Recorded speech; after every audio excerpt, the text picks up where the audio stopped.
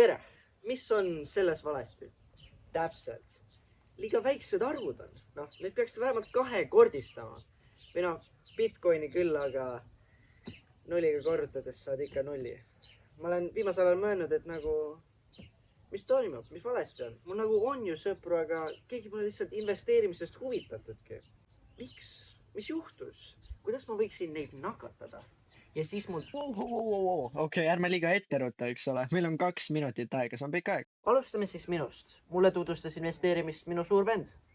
Juhuslikult sama inimene, kes mulle seda üritust tutvustas. Tänu temale hakkasin ma investeerima, sain oma esimese maitse kätte siis, kui teenisin Bitcoiniga 1000 euri. See on nii suur raha minusugusele noorukile. See andis mulle selle maitse kätte ja sellest ajast peale ma olen sõltuvuses. Aga kõigil ei ole sellist mentorit või kedagi, kes tutvustaks. Mulle kool ei ole midagi tutvustanud. Kui mul ei oleks enda suurt venda, kes mulle neid kõiki asju tutvustaks, siis ma ei tegeleks sihukese asjaga.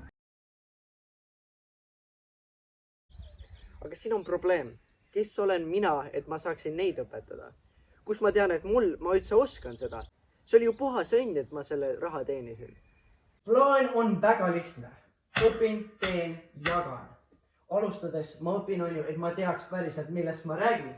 Teine, ma teen endast nagu rikka mehe, kellel on autoriteeti, et nad mind kuulaksid.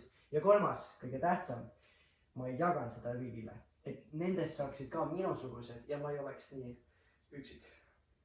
See on kõik. Minu nimi on William Jamnes. Ma ei jäänud seda alguses. Ja loodetavasti kohtume laagris. Nägemist.